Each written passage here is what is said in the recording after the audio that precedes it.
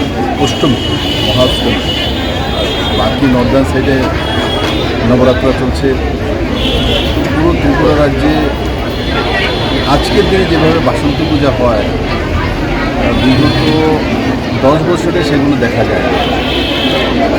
তো স্বাভাবিকভাবে মানুষ যখন সুখে সমৃদ্ধিতে থাকে তখনই দুর্গাপূজা করে। এমনি তো গ্রামে একটা প্রবচন আছে যে দুর্গাপূজা মানুষ তখনই করে যখন আর্থিকভাবে সমৃদ্ধিশালী হয়, কারণ দুর্গাপূজা একবার করে 3বার লাগাতে হয়।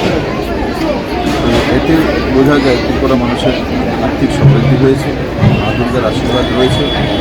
আমি আজকের দিনে সবার সুস্থ ও স্বচ্ছ জীবনে কামনা করি।